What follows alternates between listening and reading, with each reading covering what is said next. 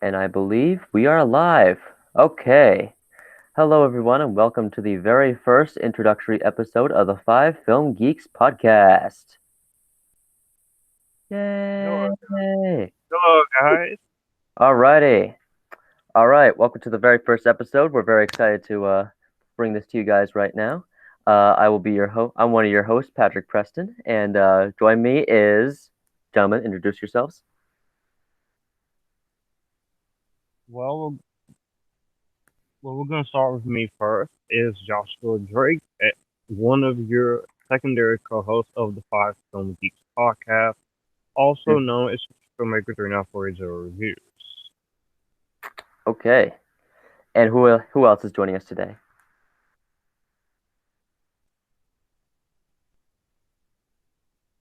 We can't hear Joey. Joy, can we hear you?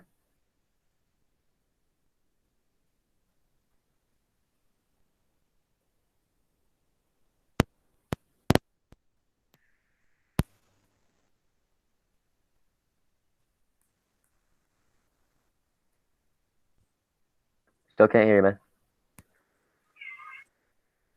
Can you hear me Okay, now? okay. Yeah. We got it. We hear you now.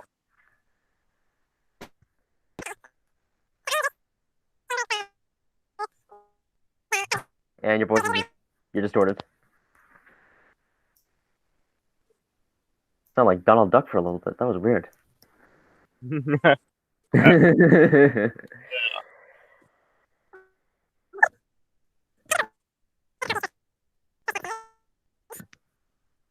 Still can't understand you. Like we can hear you, but like your voice is like distorted. Shoot. Oh, we heard that. You guys, okay, so you hear me now? Yeah, we can hear you Yeah, now. Okay, so I am Joey Strandberg. I am the host of Joey's Movie Blog, and I am, I guess, the third co-host of this podcast. Very, very excited to be here today. Thank you guys. Yeah, we're still distorted.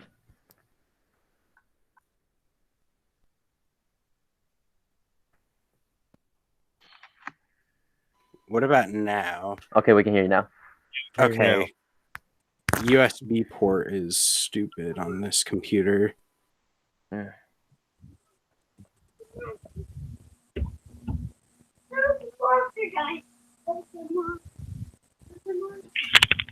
All right. So today is just basically just an introductory episode into the hosts of this podcast. Mm-hmm. And so currently we're missing two of our co-hosts. We're missing Evan Horn and Kenneth Escarreta, who Evan, he's probably busy, and Kenneth, he couldn't join us today. They both run YouTube channels. And Kenneth, we do wish him a recovery from his headache, and hopefully they'll both be in the secondary episode. That's right. So, yeah, I feel terrible having to start this podcast without them because this is very much a group effort, and this was very much an idea that we all agreed on. So it feels, I feel pretty lousy having to do this without them. But you know, there's commitments and then there's commitments. So we're just gonna do the best that we can. Also, this episode doesn't technically, count because this is just kind of a introductory episode. So we're just trying to get in the motions, see what works, see what doesn't, So, yeah, hopefully they'll both be back for the next one. Mm-hmm. All right. So, with this podcast, what we try to do is, at this time, I want to talk about what we want to accomplish with this podcast. So, we're all five friends who we live in like different parts of the globe. And we kind of have each different perspectives, different upbringings when it comes to our passion, which is filmmaking. But really, at the end of the day, our passion is like we like storytelling, we like great stories, we like great characters, and we really want to bond with like how much we have in common and have some discussions, pretty healthy discussions, like we have a disagreement, we're not gonna like lunge over the table and try to like kick each other off the meeting. No, that would be crazy. That would be really crazy.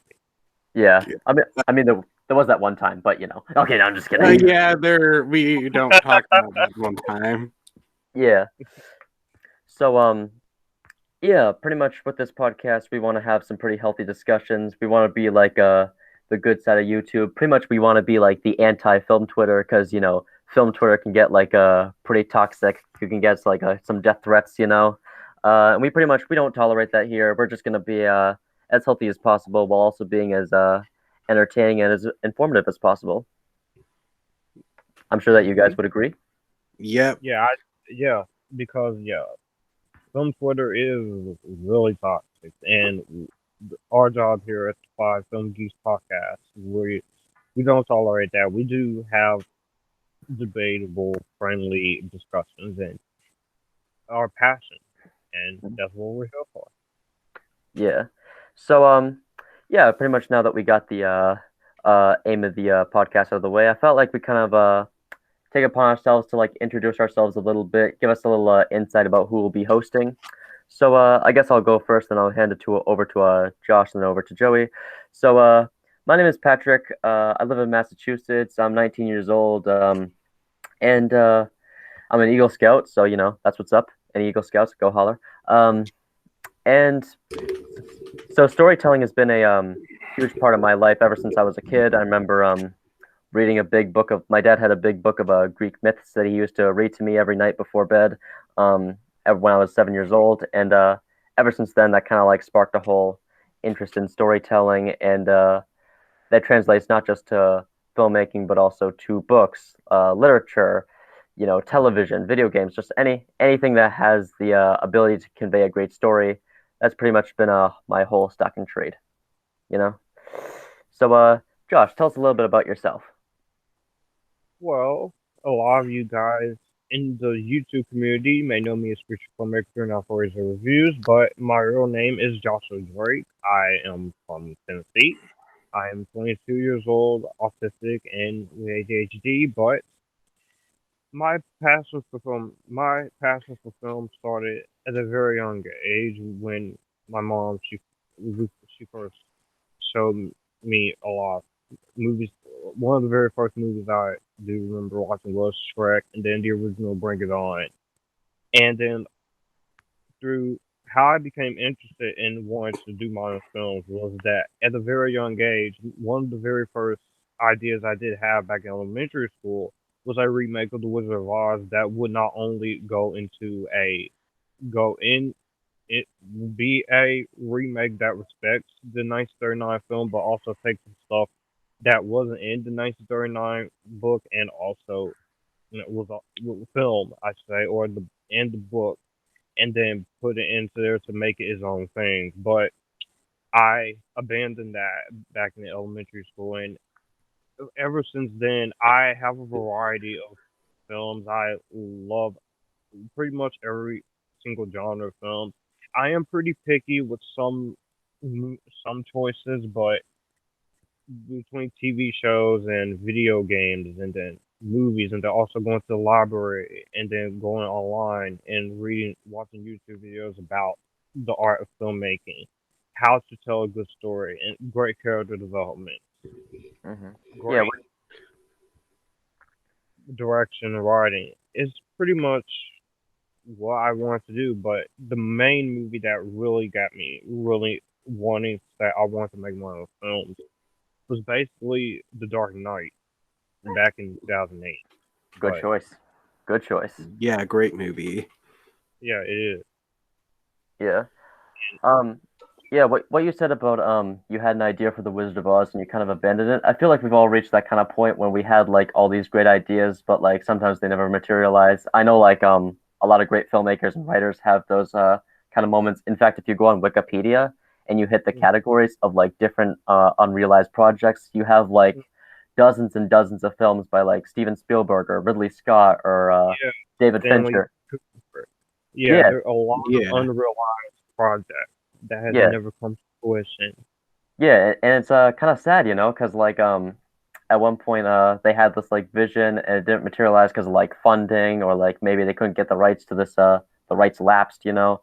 And Mm. it's kind of sad that like maybe their vision didn't really get realized. But hey, maybe somebody else will come down the road. I know that Luca Guadagnino, who made Call Me by Your Name, he's talking to the Kubrick estate about hopefully directing the Aryan Papers, which was a film that Kubrick wanted to make about the Holocaust, and hopefully he's going to get that script realized. So hopefully that works out because I feel like a good idea should never die if it doesn't come into the light. Yeah, great ideas should never go to waste. Yeah. Yeah. Also, what you said about the Wizard of Oz, what's so great about it is that the Wizard of Oz book was published in 1900, so like it's already in the public domain. So like now anybody can make like their own version of the Wizard of Oz, and I know that I believe the timeline is about 95 or maybe 100 years after the something is published. So like when 100 years pass, like when you make a movie, if like 95 or 100 years pass, like then anybody can make their own variation of that film without like having to get the rights. So put it this way, by the year 2108, the movie The Dark Knight will be free on YouTube. Yeah. That's pretty surreal thought when you think about it. All right. Yeah, All right. So moving on down the line, Joey, let's hear from you. What do you have to say for the lovely people listening? So my name is Joey, and there wasn't really a point in life where like movies weren't really not a part of it. It was kind of just something that I've loved. I watched a lot of Scooby Doo when I was younger, and then I see you're a man of culture.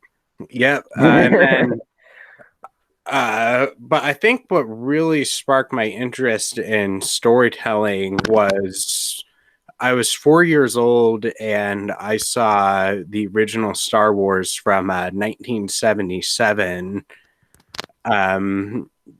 And that's kind of the film that I owe kind of the most like debt to, because like that's the film that inspired me to get into storytelling. And then of course The Dark Knight, Lord of the Rings Oh yeah, also real inspired classic. me. Yeah. And then over the years I branched off my film knowledge to stuff like Hitchcock, Tarantino, Uh-huh. and I'm always looking for like older classics to watch. Yeah. Kubrick and Hitchcock, whenever if you want to watch some like really classic older films, they're definitely like your go-to guys because Yeah. it's not just like they've made like one or two good movies from the past. They've made like at least like 10, Yeah. They just they're masters in their own right. Yeah, what you guys have said about films that inspired you, like Joe, you said Star Wars, and Josh, you said The Dark Knight. For me, like I didn't really have like one film that inspired me. That didn't really happen. It was just kind of more like a snowball, Like I remember as a kid, like I remember my favorite movie was like Toy Story. Like I thought that was like just the coolest movie ever made. And obviously I still love it. It's a great film, but I didn't really have one film that sparked it. It was just kind of more of a snowball. In fact, I wouldn't even credit it as like a film. Like I said, I had the Book of Greek Milfs. I had the films that I watched when I was a kid. I had the shows like I watched The Last Airbender, like shows like that, or like Spectacular Spider-Man or Batman the Animated Series. Just like yeah, stuff that would appeal to like a kid, but also had like a great story behind it. That's what really inspired me when you guys talk about pieces of art that like leave an impact on you. Yeah. Unfortunately, I was also introduced to a lot of garbage when I was Oh yeah. younger. Oh yeah. Oh, I saw. We name dropping or what? No, I'm not going to name drop, but I saw the first two Alvin and the Chipmunks movies in the theater. The real cinema. Yeah, the real. Oh yeah, yeah. I watched both of those movies in a cinema.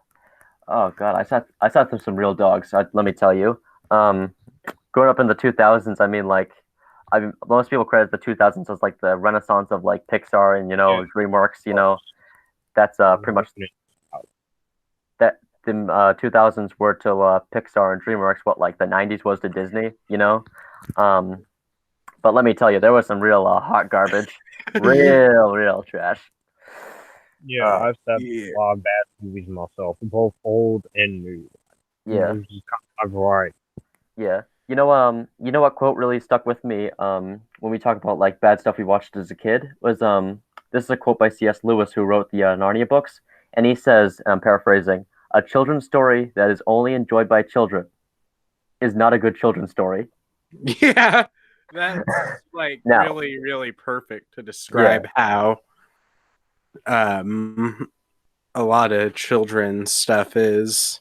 yeah, like like what the Smurfs or stuff like that. Oh Um, God, I think I also saw that one in cinema. I'm not sure. oh poor thing. It was either that or on DVD. Yeah, Uh, but it It really stuck. was it Uh, was a nightmare. I bet it was. Um, but no, the quote by C.S. Lewis that really stuck with me because like he said that in like what the 40s and 50s and like 60 years down the line, we get filmmakers who are just like, yeah, this is a kids movie, they'll enjoy it, you know. But Yeah, that defeats the purpose of storytelling. Like it if you when you only like cater to one demographic and like not to like another one, like be like, okay, we're only making this for kids, like that's a pretty limited story. yeah. It's like I think like a lot of stuff needs like my favorite animated movies are the ones that have like stuck with me as I've gone through middle school and high school. Yeah, with like some relevant themes, like Yeah, one Pixar film I just rewatched was Finding Nemo, and I like how this message is more for like parents than it is for like kids, yeah, and yet the kids can still enjoy it, parents can still enjoy it, stuff like that, or like The Incredibles, where it like not only does it show like a family with superpowers and that's really cool, but like there's like a real human drama, even though it's an animated film. That's what I think really where it really shines.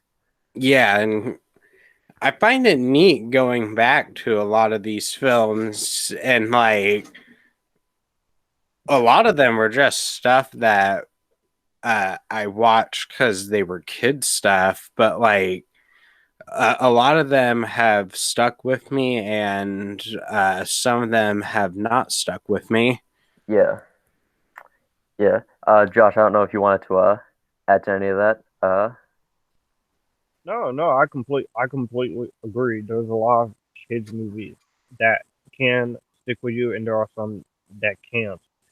For me, the ones that really stick with me from elementary school to now is Mulan, the Mhm. original Aladdin, the original Oh yeah, Lion King, Yeah, yeah, Beast, the Shrek movies, and how, and just recently in the last decade, Spider-Man to the Spider-Verse, Finding Nemo, and oh Finding yeah, Dory.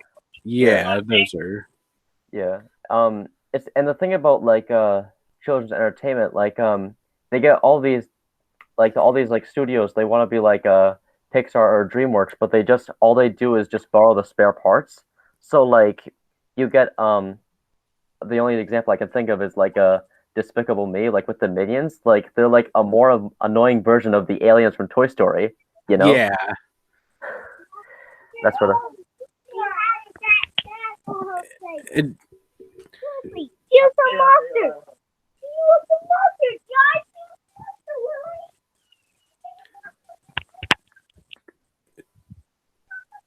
so like We just sat through another scene.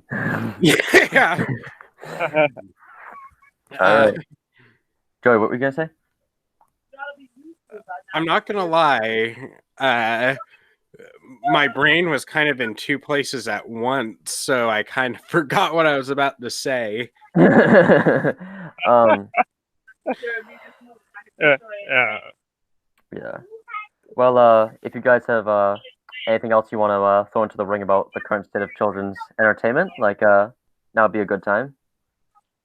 Yeah, children's entertainment. Like if you're, there's not really much more I can add to what you all just basically said, but it's Mm. definitely part where every other animation studio wants to be DreamWorks or Pixar, but the thing that those studios know and needs to know and to make sure of is to watch how DreamWorks and Pixar does Yeah, and see what they do. And yeah, that's what I feel like that most animated studios does fail at. right. Uh, Even with some of the Illumination movies I've seen. Even though there are some really good ones from Illumination, but there are some out there, and there are a lot of other animated movies out there that can try to succeed or try to fail. Yeah, I also feel like that the audience is always the best thing and the worst thing. how do you figure? What? What do you mean? Like the audience is the best thing and worst thing? Like when it comes to a lot of children's stuff, like I feel like that they don't really look at like there gets to a point where some studios like don't even look at their scripts and think more about what their audience wants. Oh, sure. Yeah, Yeah, because keep in looking mind, at you, looking at you, the Emoji Movie. oh Yeah. yeah, yeah. Because keep in mind, just because the script is finished, that doesn't necessarily mean it's the shooting script. That means that from the time that the script is written, from when it goes into productions, like someone will just come in and be like, you know what, let's take that scene out, or like let's add some more filler. You know? I mean, the Outcasts, the show I'm writing is a lot like that because, like, I'm rewriting the series and, like, I'm using the original script as kind of like a blueprint of my rewrite to make something better. Oh, sure. Yeah. So yeah, I understand that. You guys had some pretty good points about family entertainment and like storytelling. So I feel like we're gonna move on down the line. And now that we've gotten to know everybody, I feel like this is the part where so the structure that I want to capture with this podcast is once we get the intro out of the way, we start talking about some recent movie news. Not everything that came out, just the most noteworthy stuff. So in that case, the most noteworthy news that came out this week was that it was announced that Gal Gadot would be playing Cleopatra in a biopic directed by Patty Jenkins, and I wanted to hear you guys' thoughts on it. I don't personally, I'm not really familiar with the Cleopatra story, but I mean, I like Gal Gadot, I like Patty Jenkins, so I am down. Yeah, um, I'm a huge history buff, so I know plenty about the whole Cleopatra stuff. I know that this project has been in development for almost 20 years. At one point, David Fincher was going to Oh direct, wow. and Jolie was going to play Cleopatra, and Denis Villeneuve was at one point supposed to direct. He was supposed to direct, so Fincher, Villeneuve, Angelina, they were all attached at one point, and only now is it coming into production.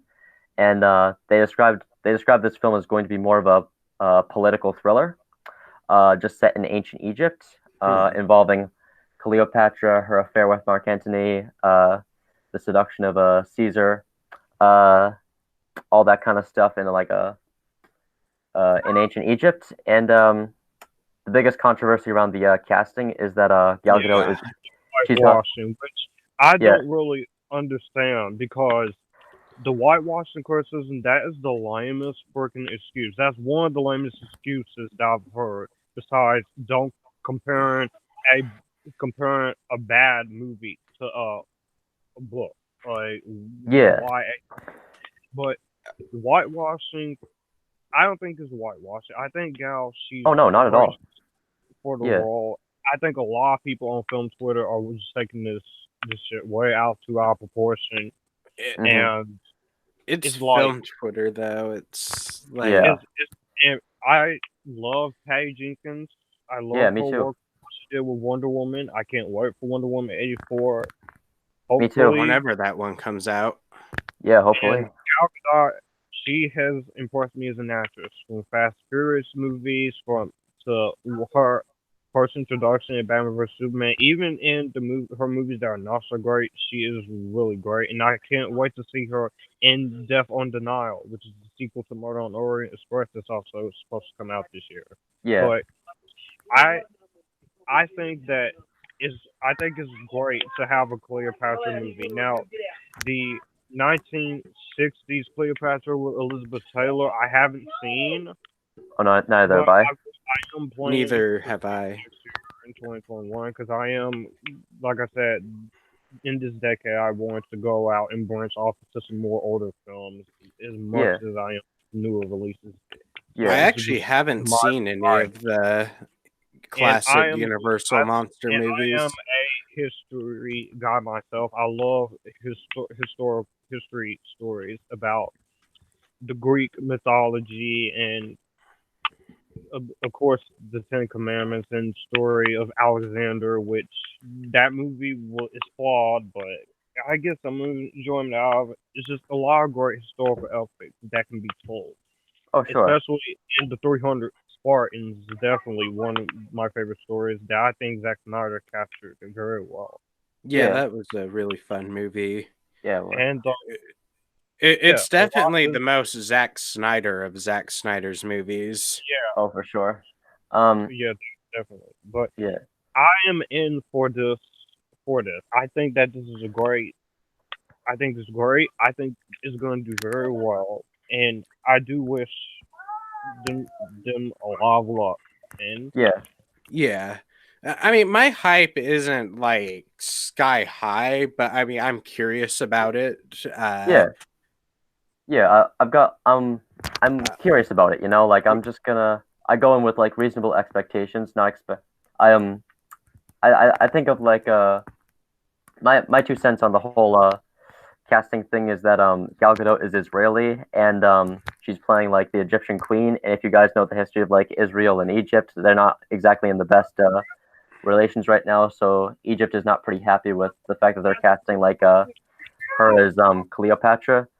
But that's just the political side of it. I am pretty much looking forward to seeing how it comes out, seeing as how so many people were attached. Like I said, Villeneuve and Fincher were both supposed to direct. And what you said, Josh, about whitewashing, like my 2 cents on whitewashing is like unless the race is like integral to I can't do it in the kitchen right now. The kitchen's not clean. Okay. yeah, what I was saying about whitewashing is like unless the race is like integral to the character, then it doesn't matter. Like because like a character is one thing, like the race of an actor is like another thing. So it really depends on like how you do it. I don't really like have a Then go. I mean, I remember when Jeffrey Wright was cast as Gordon in the Batman. So there's this guy who I have blocked now. He anytime any casting information came out about the Batman, he would message me like, have you seen this new Batman casting? It sucks. And oh like my he was god. yeah, and like he was and like when Zoe Kravitz was cast as Catwoman, Oh he boy. literally told me that this was the Halle Berry Catwoman all over again. Oh And I fuck. got to the point where I just told the dude to just shut up. Go shove it, man. Yeah, I mean like like these actors like they gotta work too, like and besides like when I think of like Gordon, I don't have this like it's not like in his like job description that like Gordon must be played by a white actor. Like he can be played by Yeah. anybody. He can be played by anybody, you know. So like and I think that people just gotta stop being just so up in arms about it. Yeah. Yeah, Josh, I don't know if you wanted to add anything else.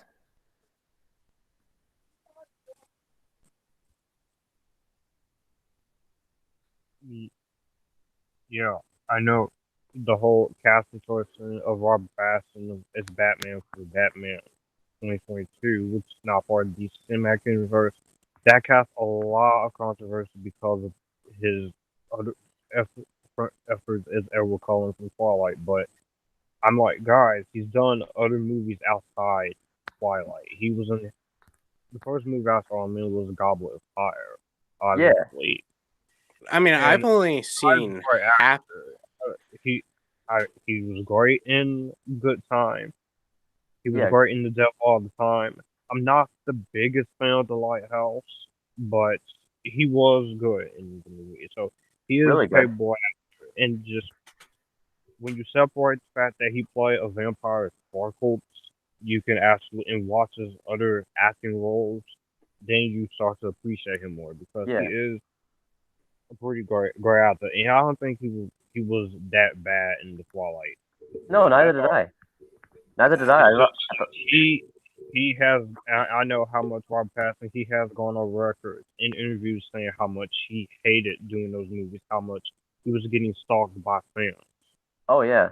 Yeah, I can't imagine being in Robert Pattinson's shoes right now because it's like anytime there's a post related to the Batman on Facebook, the entire comment section is filled with a bunch of basement dwelling man babies demanding Matt Reeves to recast. And like, even I wasn't the biggest fan of Robert Pattinson as Batman at first until I saw the test footage. But I always trusted Matt Reeves.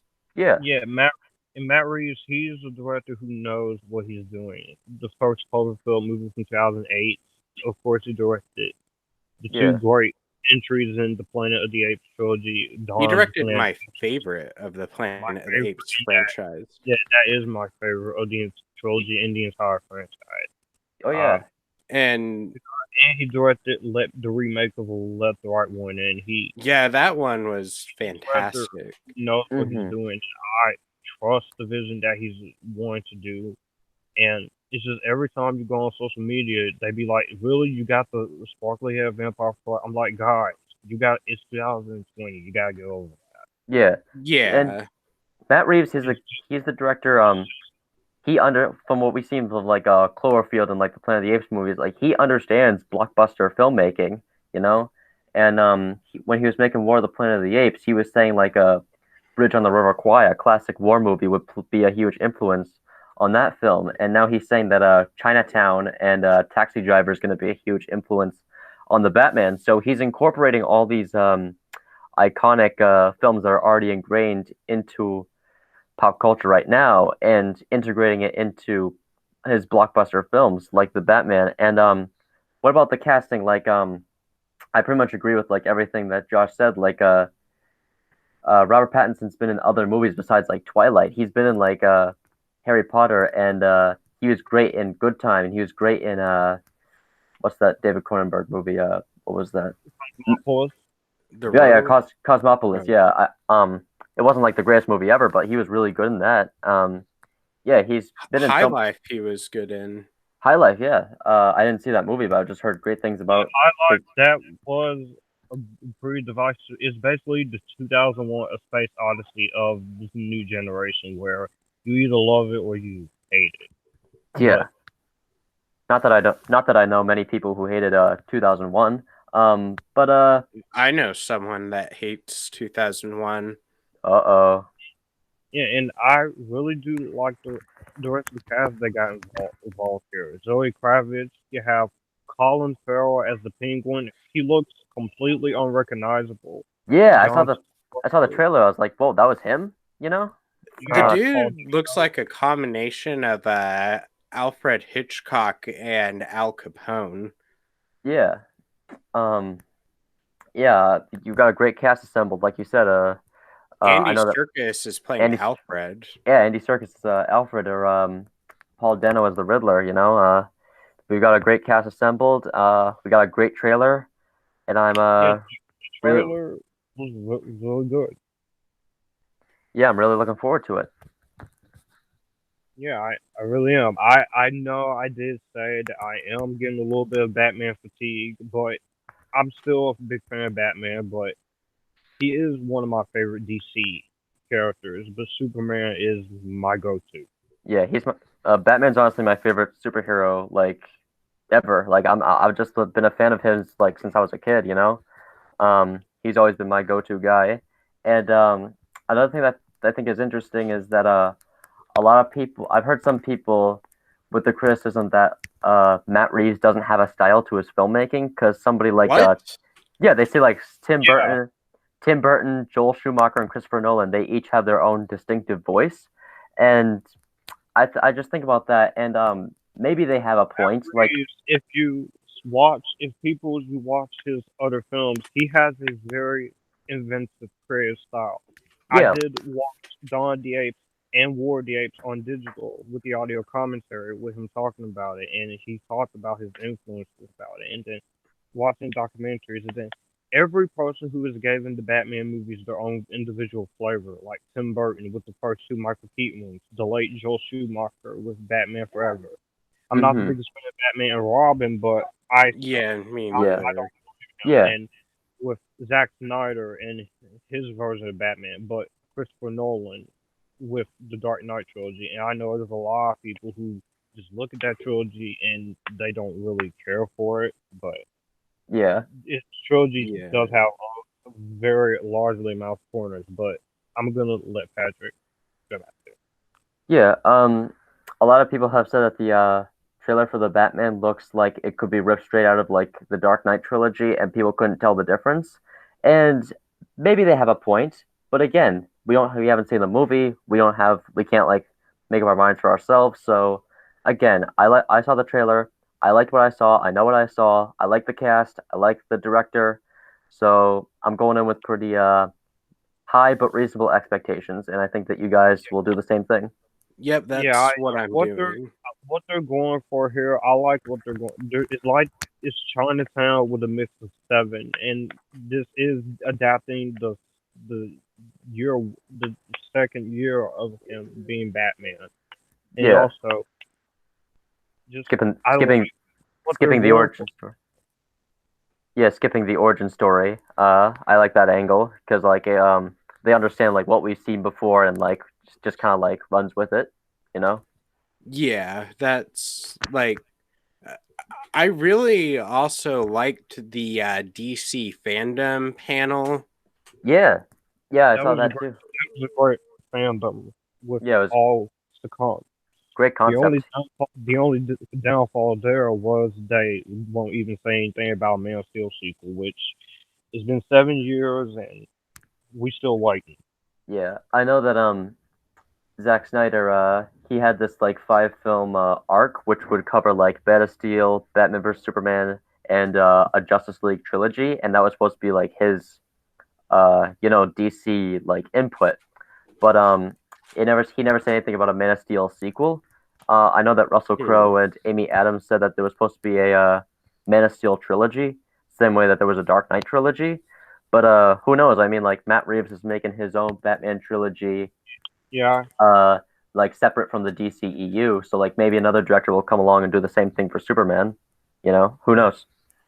Yeah, maybe. Yeah. Uh, So yeah, that's our thoughts on the Batman on all the DC movies. So moving on down the line is going to be at this point in the podcast we talk about our film recommendation. So the order that we decided to come up was each episode I would recommend a movie, and then the next episode we would talk about it, and then it would be Josh's turn.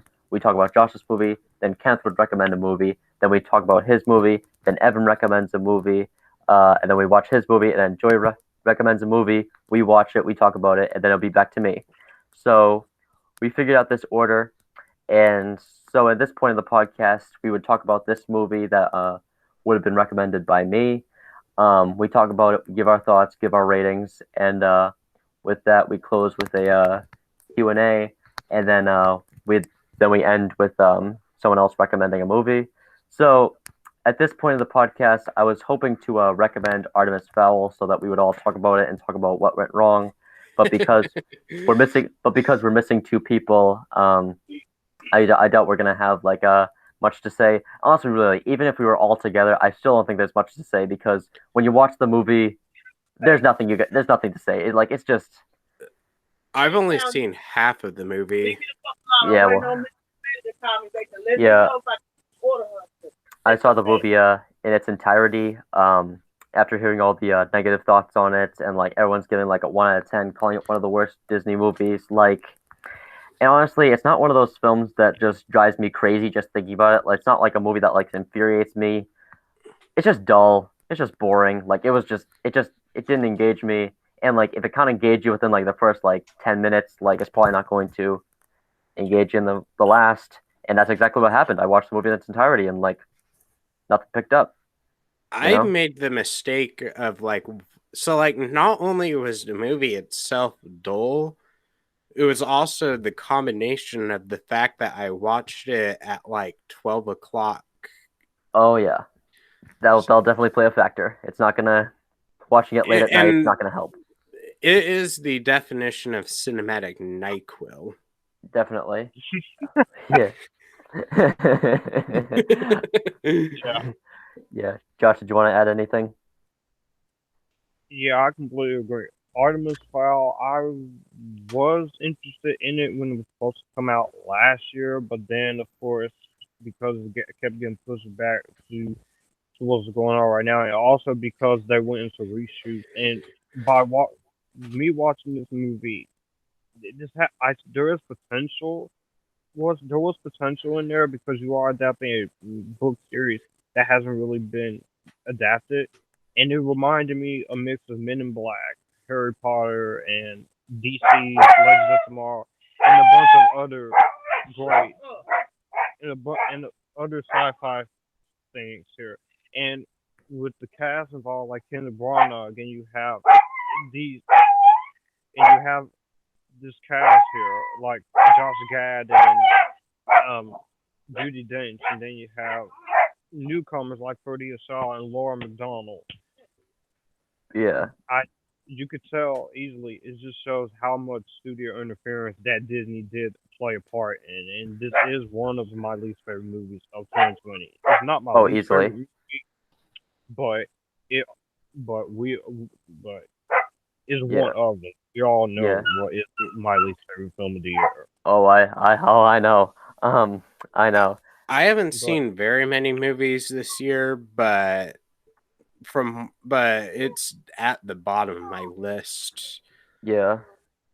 Yeah, definitely. I haven't seen that movies either because, not much is coming out. But yeah, it's definitely one of the worst that I've seen. And what you were saying, Josh, about the trouble production, like it goes way further than supposed to coming out like last year. I know it was like in development since like 2002. And oh yeah, all that way back. And at one point, Saoirse Ronan was supposed to play the female lead, but she got too old. And another thing is that at one point, Harvey Weinstein was attached to produce. Yeah, he was attached to produce it, but we can't exactly like distribute that movie. So eventually, the rights fell into Disney, and they were supposed to release it in like 2018 or 2019. I can't remember.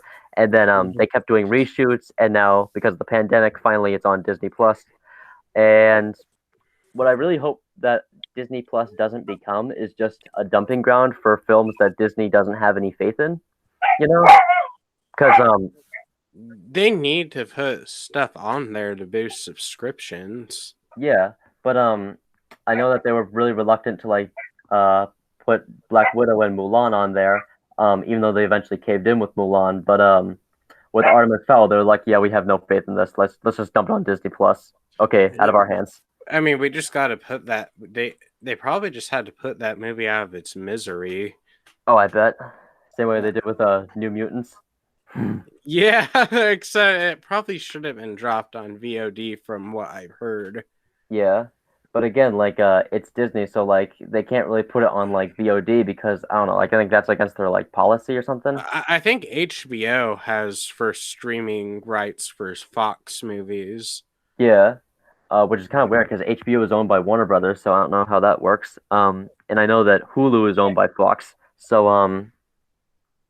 yeah, I'm not sure how the rights work with the streaming, but yeah, with Artemis Fowl, like it's pretty clear that it was rushed into production because when you go back and watch the trailer, I forget who pointed this out, but when you watch the teaser trailer that was released in like January of 2018 or like some crazy date, like Yeah, only two shots from the trailer like are actually in the movie, you know? yeah.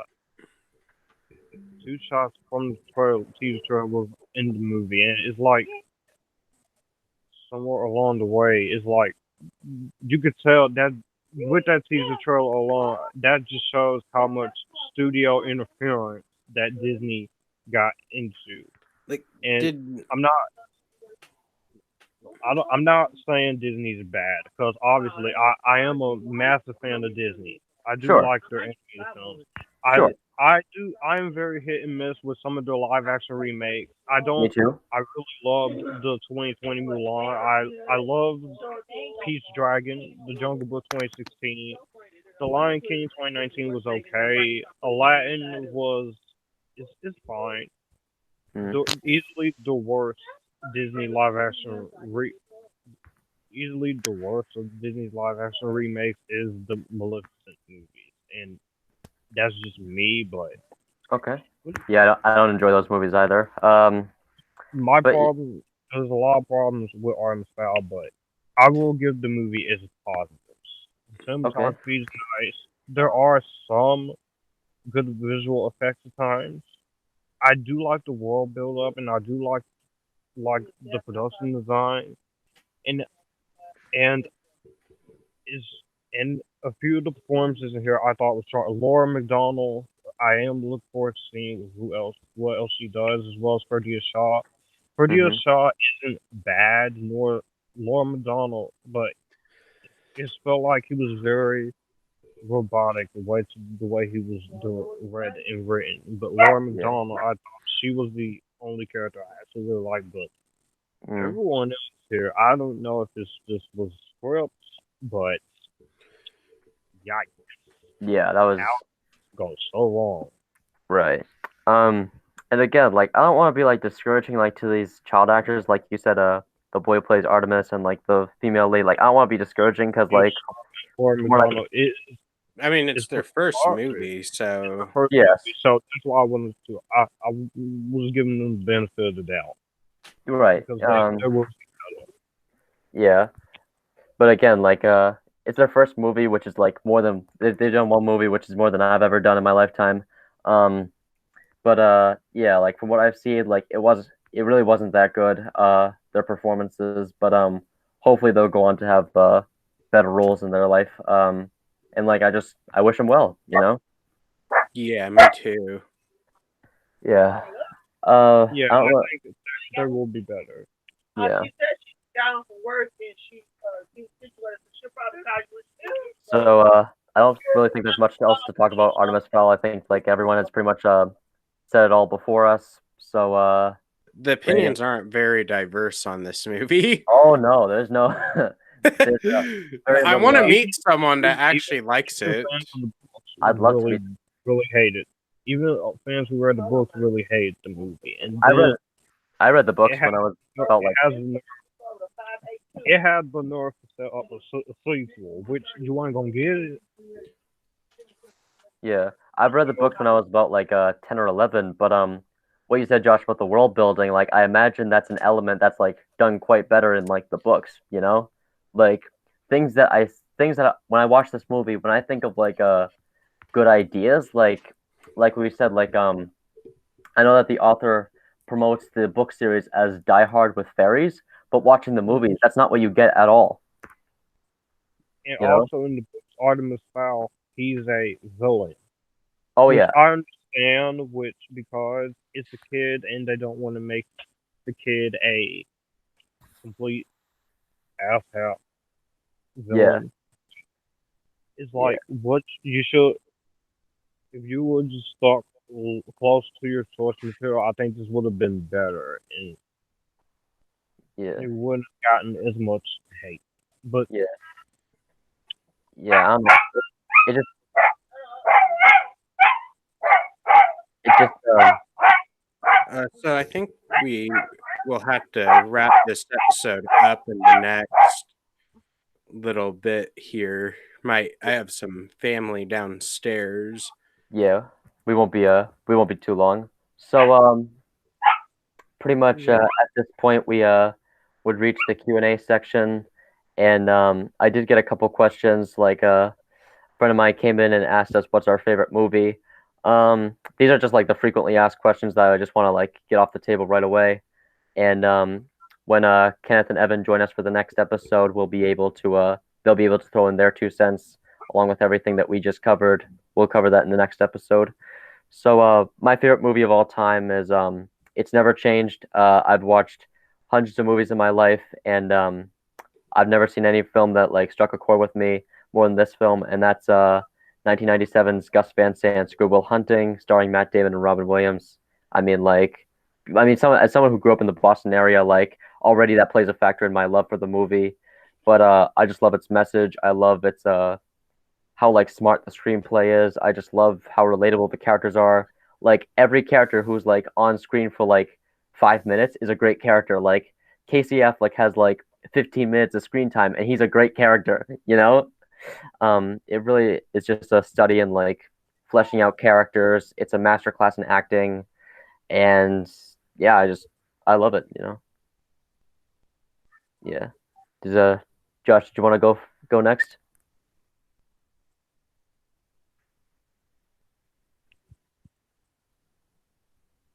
Yeah, my favorite movie of all time is the Harry Potter movies, but if I have to choose one, I have to pick Harry Potter and the Prisoner of Azkaban. It's Okay.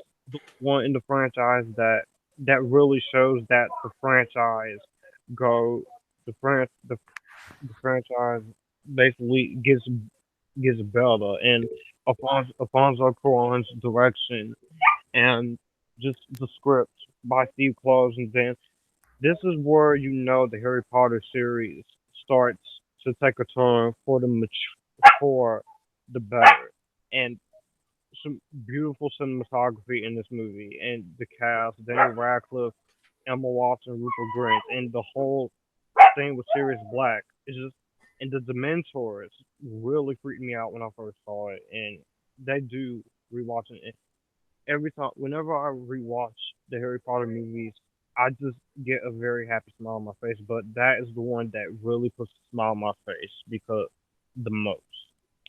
Great choice, man. I'm a big Harry Potter fan, and Prisoner. I go back and forth between Azkaban and Deathly Hallows Part Two as my all-time favorite. Um, but yeah, like great choice. I'm a huge Harry Potter fan, so respect I the haven't answer. seen a single Harry Potter movie. Okay, you can sign off on this meeting and never come back to another podcast. No, no. um, no, that's okay. I feel like if you have a subscription to Peacock, which you can get for free, you can watch every single one for free. If you want to hop on that, but again, no rush. But yeah, I definitely recommend. They definitely played a huge part in my love for storytelling, and yeah, me and Josh are just big fans. So Joey, Mhm. what is your all-time favorite movie? I am going with The Empire Strikes Back. Okay, Um, that film is the most important film in the franchise of Star Wars. It took the characters in bold new directions that changed the franchise forever. Yeah, and in my opinion, I definitely agree with that. While Empire Strikes Back is not my favorite of the original trilogy, I really do love the risk that they take, and that's why I feel like a sequel, as well as a film or TV show, or as well as a video game, should be able to do without people having to complain about it. I guess yeah, Yeah. you're yeah. always gonna have people who don't like the risk they take. Yeah, it really just works So, as like a standalone serial, you know? Like it's just got a great tight script, and like it really doesn't follow the simple like good guy fights the bad guy and good guy wins. It really like turns it on its head and like puts each character through the ringer, you know? So it's great in that regard. And also one of the greatest cinematic twists of all time. Yeah. Luke, I am your father. Oh yeah. Actually, it's I am your father. No, I am your father. Let Yeah. me tell you, Yeah, just a classic movie. All right, you guys have some great picks for your favorite movies, and that was pretty much the biggest question that people want to get off their chests. But again, we'll have more questions to answer in the next episode. So at this time, we're going to be closing the podcast, and I've given up. I've pretty much my recommendation was supposed to be Artemis Fowl, but again, that discussion couldn't really be done with the entirety, so I'm going to surrender my turn to Josh. So, Josh, what will be your recommendation for the next episode? For the next episode, what film are we going to watch, and what film are we going to discuss? Well, the film that I've chosen, this is one of my top 100 favorite movies of all time, is pretty high in there. And this is now my second favorite film of all time. And that movie we will all be discussing is 12 Angry Men. Oh, Great yeah. movie. Disney's made. All I right. love that movie. Me too.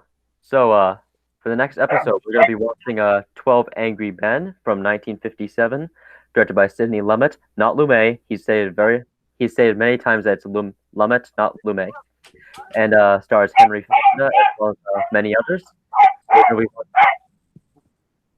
going to be watching the 1957 classic. I believe it's available on Amazon Prime, and if you do not want to be spoiled for 12 Angry Men, I suggest you watch that film before we discuss it, because we're going to have a spoiler discussion for 12 Angry Men, and that should wrap it up for this podcast. Thank you all for watching or listening, and we'll see you next time. Bye-bye. All right. Bye.